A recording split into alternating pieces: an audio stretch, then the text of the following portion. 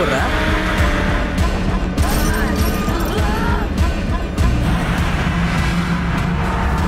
दोस्तों हाल ही में मैंने एक तेलुगु हॉरर मूवी को देखी है, जिस मूवी की कहानी दूसरे हॉरर मूवी के कहानी से एकदम ही यूनिक है और इसी मूवी को आज मैं आपके लिए एक्सप्लेन करने वाला हूँ, तो वीडियो में बने रहिए। तो मूवी की शुरुआत 1989 में होती है, जहाँ पर हम एक बड़े आदमी को उसके छोटे भाई के साथ खेत के अंदर भागते हुए देखते हैं। देख के ऐसा लग रहा था कि वो दोनों किसी से डर के भाग रहे हैं कि तभी अचानक उन दोनों के पीछे किसी औरत का साया हम देख पाते हैं, जिसके बाद वो आदमी अपने छोटे भाई को वहाँ पर से भगा देता है, जिसके बाद उस आदमी को कोई घसीटते हुए वहाँ पर से ले जाता है। इस खौफनाक मंजर को देख के उसका छोटा भाई एकदम ही डर जाता है कि तभी अचानक उसे भी कोई घसीटते हुए वहाँ पर से ले जाता है। वही दूसरी तरफ हम एक छोटी लड़की को मिनी चाचा नाम के एक आदमी को कुछ बताते हुए देख पाते हैं, जिसके बाद वो आदमी उस छोटी सी लड़की को लेके कहीं पर जाने लगता है, लेकिन जाते समय पेड़ गिरने से उस आदमी की एक टांग और उस लड़की की एक आंख खराब हो जाती है। इसके बाद कहानी 10 साल आगे जाती है, जहाँ पर हम मिनी चाचा और उस लड़की को हैदराबाद में कहीं पर जाते हुए देख पाते हैं। आगे हम देखते वो सभी एक घर के अंदर थोड़ा सा झिझकते हुए एंटर करते हैं, लेकिन घर के अंदर जाते ही वो सभी खून की उल्टी करके मरने लगते हैं। थोड़ी देर बाद पुलिस वहाँ पर आती है और इस खौफनाक मंजर को देख के एकदम ही डर जाती है, जिसके बाद हमें एक औरत के लाश को पेड़ से टांगा हुआ दिखाया जाता है और इस सीन यहीं पर ही कट हो जाता है। आगे कहानी प्रेजेंट टाइम में आती है, जहाँ पर हमें गोपी नाम के एक आदमी को दिखाया जाता है, जो नीलम नाम के एक औरत के घर में चूहे मार रहा था, लेकिन तब नीलम सामान लेने के लिए बाहर गई थी और उसकी बेटी नाजिया तब घर में थी। नीलम एक स्कूल टीचर थी। नीलम की माली हालत एकदम ही ठीक नहीं थी और वो अपने शराबी पति से भी दूर अपनी बेटी के साथ अलग रहती थी, लेकिन फिर भी नीलम अपने बेटी के लिए सब कुछ भूल के जिंदगी खुशी खुशी बिता रही थी। वही दूसरी तरफ गोपी मिनी नाम के अपने कलीग को मनी मन पसंद करता था। इसी के बीच एक दिन गोपी मिनी को डेट के लिए पूछता है और मिनी भी हाँ कह देती है। नेक्स्ट सीन में हम नीलम के पति को देख पाते हैं, जो पैसा लेने के लिए आया हुआ था। नीलम को मजबूरी में उसे पैसा देना पड़ता था, क्योंकि तभी उसका पति उन दोनों से दूर रहता था। खैर आगे हम देखते हैं गोपी मिनी को अपने घर ले आता है, जहाँ पर वो दोनों बहुत ही अच्छा क्वालिटी टाइम स्पेंड कर रहे थे, लेकिन तभी अचानक नीलम वहाँ पर आती है और गोपी को अपने घर जाने के लिए कहती है, जिसके लिए आखिरकार गोपी मान जाता है, क्योंकि वो उन दोनों की मदद किया करता था। जिसके बाद गोपी मिनी को कुछ देर रुकने के लिए कह के वहाँ पर से चला जाता है, लेकिन मिनी को गोपी का ये बिहेवियर एकदम ही अच्छा नहीं लगता है और वो गुस्सा होकर वहाँ पर से चली जाती है। नीलम के घर जाके गोपी देखता है नाजिया दीवार की तरफ मुंह करके बैठी हुई है और डेमोनिक वॉइस में कुछ चैंटिंग कर रही है, जिसे देखने के बाद गोपी कहता है शायद नाजिया की तबीयत ठीक नहीं है, लेकिन नीलम को यह भूत प्रेत का मामला लग रहा था। जिसके बाद गोपी इंटरनेट में जाके कुछ सर्च करता है और नाजिया को जाके खाना देता है, जिसे नाजिया पागलों की तरह खाने लगती है। नेक्स्ट डे गोपी और नीलम नाजिया को डॉक्टर के पास ले जाता है, जहाँ पर उसके सारे रिपोर्ट नॉर्मल आते हैं। जिसके बाद नीलम गोपी को किसी पीर बाबा को खोजने के लिए कहती है, क्योंकि उसे लगता था उसके बेटी के ऊपर किसी भूत प्रेत का साया है। जिसके बाद गोपी नीलम को एक पीर बाबा के पास ले जाता है, जहाँ पर उनकी मुलाकात पीर बाबा के असिस्टेंट से होती है। छोटे मोटे मैटर को पीर बाबा का असिस्टेंट ही संभाला करता था, लेकिन मैटर जब बड़ा हो जाता था तब पीर बाबा को बीच में आना पड़ता था। जिसके बाद नीलम को एक ताबीज दिया जाता है और कहा जाता है अगर इससे चीज ठीक नहीं हुआ तो पीर बाबा उनसे मिलने के लिए आएंगे। जिसके बाद नीलम घर जाके नाजिया के हाथ में ताबीज को बांध देती है। खैर आगे हम नीलम को स्कूल में देख पाते हैं, जहाँ पर नीलम ताबीज को उतार के फेंक देती है, क्योंकि उसे इन सब चीजों के ऊपर विश्वास नहीं था। लेकिन तभी अचानक हम मीर चाचा को देख पाते हैं, जो हिम्मत करके नाजिया के पास आते हैं और उसके हाथ के ब्रेसलेट को छूते हैं। जिसके बाद उन्हें किसी खौफनाक दर्द का एहसास होता है और वो डर के वहाँ पर से भाग जाते हैं। जाते समय उनके मुंह से खून की उल्टी भी होती है, लेकिन तभी अचानक एक गाड़ी आके उनको उड़ा देती है। आगे हम नीलम को देख पाते हैं, जो किसी ख्यालों में खोई हुई थी, जिसे देखने के बाद उसकी टीचर भी उसे डांट देती है। जिसके बाद नाजिया के नाक से खून बहता है और वो वहीं पर ही बेहोश हो जाती है। घर आने के बाद नाजिया के हाथ में ब्रेसलेट को नीलम भी नोटिस करती है, लेकिन नाजिया एक दोस्त ने दी थी बोल के बात को टाल देती है। नेक्स्ट सीन में हम नीलम के मकान मालिक के बेटे को देख पाते हैं, जो रात में कहीं पर से आ रहा था, लेकिन कूड़े के ढेर के पास आके वो जोर से चिल्लाने लगता है, क्योंकि उसके सामने नाजिया पूरी तरीके से डेमोनिक हालत में थी। और इस खौफनाक मंजर को गोपी और नीलम भी देखते हैं। जिसके बाद नीलम नाजिया को हॉस्पिटल में एडमिट करती है, जहाँ पर पीर बाबा का असिस्टेंट आता है और कुछ आयतें पढ़ के नाजिया को ठीक करने की कोशिश करता है, लेकिन नाजिया और भी वायलेंट हो जाती है। नाजिया के हाथ के ब्रेसलेट को छू के असिस्टेंट को भी कुछ खौफनाक मंजरें नजर आती है, जिसके बाद उसे समझ में आ जाता है कि ये काम उसके बस का नहीं है और असिस्टेंट नाजिया को पीर बाबा के पास ले जाने के लिए कहता है। जिसके बाद नीलम रात में नाजिया को पीर बाबा के पास ले जाती है। पीर बाबा बाबा के पास ले जाने के बाद नाजिया को एक चेयर के ऊपर बांध दिया जाता है, जिसके बाद पीर बाबा उसे ठीक करने की कोशिश करते हैं, लेकिन वो इविल स्पिरिट इतनी ताकतवर थी कि पीर बाबा को ही धमकाना शुरू करती है, जिसे देखने के बाद पीर बाबा नाजिया को घर ले जाने के लिए कहते हैं, क्योंकि उन्हें एक खास रिचुअल नाजिया के ऊपर करना होगा, जिसके लिए उन्हें नाजिया की 2 ब्लड लाइन की जरूरत पड़ेगी, यानी कि उसके माता पिता। लेकिन नीलम को पता था नाजिया के लालची पिता उनकी मदद नहीं करेंगे। वही दूसरी तरफ गोपी भी नाजिया की वजह से मिनी को टाइम नहीं दे पा रहा था। नेक्स्ट सीन में हम देखते हैं पीर बाबा नाजिया को देखने के लिए आते हैं, जहाँ पर उन्हें लकड़ी के ऊपर मसूदा नाम लिखा हुआ मिलता है। पीर बाबा नाजिया के हाथ के ब्रेसलेट को भी नोटिस करते हैं, लेकिन तभी अचानक पीर बाबा की नजर सामने के खंडर की तरफ जाती है। ये खंडर वही जगह था जहाँ पर 1999 में मीर चाचा उस लड़की के साथ आए थे और उन सबकी मौत हो गई थी। जिसके बाद पीर बाबा अकेले ही उस खंडर के अंदर जाते हैं, जहाँ पर उन्हें मसूदा का भूत दिखता है। जिसके बाद पीर बाबा गोपी को इस घर के बारे में जानकारी निकालने के लिए कहते हैं, जिसके बाद गोपी उस घर के बारे में जानकारी निकाल लेता है। गोपी पीर बाबा को बताता है बहुत सालों पहले मसूदा नाम के एक औरत ने यहाँ पर बहुत सारे लोगों को मार दिया था और कुछ दिनों बाद मसूदा को भी किसी ने चाकू से स्टैब करके पैर से बांध दिया था। जिसके बाद पीर बाबा को सब कुछ समझ में आ जाता है। पीर बाबा नीलम से ब्रेसलेट के बारे में पूछते हैं, जिसके जवाब में नीलम कहती है नाजिया के फ्रेंड ने दिया था, लेकिन पीर बाबा बताते हैं ये ब्रेसलेट नाजिया को उस खंडर से मिला था और नाजिया के ऊपर मसूदा के आत्मा का साया है। लेकिन शॉकिंगली पीर बाबा ब्रेसलेट को निकालने के लिए मना करते हैं और सही टाइम आने तक रुकने के लिए कहते हैं। इसी के बीच एक दिन गोपी नाजिया से मिलने के लिए जाता है, लेकिन नाजिया गोपी को डेमोनिक वॉइस में बहुत ही डरा धमकाता है और इन सब में गोपी की जान भी जा सकती है कहती है। जिसके बाद नाजिया गोपी को चाकू से स्टैब करने की कोशिश करती है, जिससे गोपी के हाथ में चोट लग जाती है, जिसे देखने के बाद गोपी का फ्रेंड नीलम और नाजिया से दूर रहने के लिए कहता है। जिसके बाद गोपी भी एक दिन हिम्मत करके नीलम को मदद करने के लिए मना कर देता है और नीलम भी रिस्पेक्टफुली गोपी के बात को मान के वहां से चली जाती है। लेकिन नीलम की हालत को दिन ब दिन देखने के बाद गोपी को बहुत ही बुरा महसूस होता है, क्योंकि गोपी एक अच्छा इंसान था और इसीलिए वो नीलम के पति के पास जाता है और रिचुअल में उनकी मदद करने के लिए कहता है, लेकिन नीलम का पति साफ मना कर देता है। जिसके बाद गोपी गुस्सा होकर वहां से चला जाता है। खैर आगे हम देखते हैं गोपी मसूदा के गाँव में पहुंचता है, जहाँ पर उसे पता चलता है मीर चाचा की मौत कुछ दिनों पहले कार एक्सीडेंट में हो चुकी है। जिसके बाद गोपी मीर चाचा के घर में जाता है, जहाँ पर एक औरत के साथ उसकी मुलाकात होती है, जो मसूदा का नाम सुनते ही दरवाजे को बंद कर देती है। आपको बता दूं ये औरत और कोई नहीं वही लड़की थी जिसे मीर चाचा के साथ दिखाया गया था। जिसके बाद गोपी नाजिया के हालत के बारे में उस औरत को बताता है और उसकी मदद करने के लिए कहता है, लेकिन वो औरत मदद करने से मना कर देती है। जिसके बाद गोपी उस औरत के घर के बाहर बैठा रहता है और आखिरकार वो औरत गोपी की मदद करने के लिए मान जाती है। जिसके बाद हमें मसूदा की कहानी पता चलती है। 1989 में मीर चाचा अपने तीनों भाइयों के साथ गाँव के अंदर हंसी खुशी रह रहे थे। जिसके बाद उनका एक भाई शहर में पढ़ने के लिए जाता है, लेकिन कुछ ही दिनों बाद मीर चाचा के फादर की मौत हो जाती है। मीर चाचा का भाई जब गाँव में लौटता है तो उसके साथ एक औरत भी थी, जिसका नाम था मसूदा, जिसके साथ मीर चाचा के भाई ने शादी कर ली थी। लेकिन मसूदा के गाँव के अंदर आते ही लोगों की खून की उल्टी करके मौत होने लगी, क्योंकि मसूदा काला जादू करती थी और उसके साथ गाँव के कुछ आदमी भी जुड़े हुए थे। लेकिन एक दिन मीर चाचा को ये बात पता चल जाती है। वही दूसरी तरफ मसूदा का अफेयर अपने पति को छोड़ के उसके दूसरे भाई से भी चल रहा था, इसीलिए तीनों भाइयों के बीच लड़ाई झगड़ा चलता रहता था। इसी के बीच एक दिन मसूदा अपने पति को वश में करके दोनों भाइयों को मरवा देती है। ये बात जब मीर चाचा को पता चलती है तो वो अपने भाइयों को बचाने के लिए दौड़ते हैं, लेकिन तभी उनका और उस छोटी सी बच्ची का एक्सीडेंट हो जाता है और मसूदा अपने काम को पूरा करके वहां से भाग जाती है। जिसके बाद मीर चाचा उन सभी को टॉर्चर करना शुरू करते हैं जो मसूदा को हेल्प किया करते थे, लेकिन उनको कुछ भी पता नहीं चलता है। लेकिन 10 साल बाद आखिरकार उन्हें मसूदा का एड्रेस पता चल जाता है, जो हैदराबाद में रहती थी। जिसके बाद मीर चाचा एक मस्जिद में जाते हैं, जहाँ पर उन्हें एक हरी चादर और खंजर दिया जाता है मसूदा का सामना करने के लिए। इसके बाद हमें उसी सीन को दिखाया जाता है जहाँ पर मीर चाचा और छोटी सी लड़की मसूदा के घर में एंटर कर रहे थे, लेकिन घर के अंदर जाते ही मसूदा एक एक करके सबको मारना शुरू कर देती है। जिसके बाद मीर चाचा चादर को मसूदा के ऊपर डाल देते हैं और बहुत ही मुश्किलों से उसे बाहर की तरफ एक पेड़ के पास लाते हैं, जहाँ पर उसे बांध दिया जाता है। जिसके बाद मीर चाचा मसूदा से पूछते हैं उसने उसके परिवार के साथ ऐसा क्यों किया, लेकिन मसूदा जोर जोर से हंसने लगती है, जिससे गुस्सा होकर मीर चाचा खंजर से उसकी जान ले लेते हैं। तभी मसूदा का ब्रेसलेट नीचे खून में गिर जाता है, जिस ब्रेसलेट को नाजिया ने अभी पहना हुआ था। वही दूसरी तरफ मीर चाचा मसूदा के लाश को जंगल के अंदर दफना देते हैं, लेकिन 12 दिन बाद ही मीर चाचा का भाई मसूदा के लाश को जिंदा करने की कोशिश करता है, लेकिन रिचुअल फेल होने से उसकी मौत हो जाती है। जिसके बाद मीर चाचा फिर से मसूदा के लाश को दफना देते हैं और चादर और खंजर को मसूदा जहाँ पर काला जादू किया करती थी वहाँ पर दफना देते हैं, जहाँ पर गोपी और वो औरत अभी खड़ी हुई थी। जिसके बाद वो औरत गोपी को चादर और खंजर लेने के लिए अंदर की तरफ भेजती है और गोपी को कहती है पीछे की तरफ ना देख के सीधा बाहर की तरफ चले आने के लिए। अंदर की तरफ जाते ही मसूदा की आत्मा गोपी को भ्रमित करने की कोशिश करती है, लेकिन गोपी चादर और खंजर को लेकर सीधा बाहर की तरफ चला आता है। अगले दिन गोपी नीलम के पास जाके पूरी कहानी बता देता है। वही दूसरी तरफ रिचुअल का दिन भी चला आता है, जहाँ पर हम नीलम के पति को देख पाते हैं, जिसे पैसा दे के गोपी ने बुला लिया था और वहाँ पर उनकी मदद के लिए वो एक आग वाली औरत भी आई हुई थी। खैर आगे रिचुअल शुरू होता है, जहाँ पर पीर बाबा मसूदा के आत्मा के ऊपर रिचुअल करना शुरू करते हैं। वही दूसरी तरफ गोपी और नीलम मसूदा के शरीर को ढूंढने के लिए जंगल में जाते हैं, क्योंकि उन्हें मसूदा के शरीर को चादर में लपेट के चाकू से स्टैप करना होगा और तभी उसे हराया जा सकता है। जिसके बाद मसूदा के लाश को गोपी ढूंढ लेता है, लेकिन नीलम अचानक से वापस से गायब हो जाती है और गोपी को भी मसूदा डरावनी विजन दिखाना शुरू करती है, लेकिन असल में गोपी बेहोश हो चुका था। वही दूसरी तरफ नाजिया की हालत देख के उसके पिता वापस से जाने लगते हैं, लेकिन पीर बाबा का असिस्टेंट उसे ना जाने के लिए कहते हैं, जिसके लिए उसके पिता एक्स्ट्रा पैसा मांगना शुरू करते हैं। जिसके बाद मौका देख के नाजिया के पिता वापस से भाग जाते हैं। जिसके बाद नाजिया बेहोश होने का नाटक करके पीर बाबा के असिस्टेंट को घायल कर देती है और पीर बाबा के एक एक आदमी को मार डालती है। जिसके बाद नाजिया अपने लालची पिता को भी मार देती है। वही दूसरी तरफ गोपी नीलम को चादर लाने के लिए कहता है, लेकिन मसूदा चादर को पेड़ के ऊपर फंसा देता है, जिसको लाने के लिए गोपी को बहुत ही चोट आती है। जिसके बाद मसूदा गोपी को मारने ही वाला था कि तभी अचानक गोपी चाकू से मसूदा को स्टैप कर देता है और दूसरी तरफ नाजिया कमजोर पड़ने लगती है कि तभी मौका देख के उसके हाथ से ब्रेसलेट को उतार लिया जाता है, जो रिचुअल का अंतिम पड़ाव था। जिसके बाद नाजिया एकदम ही ठीक हो जाती है। वही दूसरी तरफ मसूदा के लाश को चादर के अंदर लपेट के मिट्टी के अंदर गाड़ दिया जाता है और अभी के लिए मसूदा को रोक लिया गया था और पीर बाबा और वो औरत भी अपने रास्ते चली जाती है। मूवी के एंड में हम गोपी और मिनी को भी एक साथ देख पाते हैं, जहाँ पर गोपी मसूदा की कहानी को बता रहा था कि तभी मिनी पानी पीने के लिए बाहर जाती है, जहाँ पर उसे एक साया दिखता है और वो डर जाती है। जिसके बाद मिनी साये के बारे में गोपी को बताता है। गोपी जब देखने के लिए दरवाजे की तरफ जाता है तो ये मूवी यहीं पर ही खत्म हो जाती है। तो दोस्तों ये था मसूदा मूवी की पूरी कहानी, जिसके एंडिंग को तो देख के ऐसा ही लगता है कि इसका सेकंड पार्ट भी आने वाला है। तो इसके लिए आप कितने एक्साइटेड है नीचे कमेंट सेक्शन में जरूर बताइए। तो दोस्तों अगर आपको मेरा ये वीडियो पसंद आया है तो मेरे चैनल को लाइक शेयर और सब्सक्राइब कर दीजिए, क्योंकि चैनल को ग्रो करने के लिए आपका सपोर्ट बहुत ही जरूरी है। तो चलिए मिलते हैं।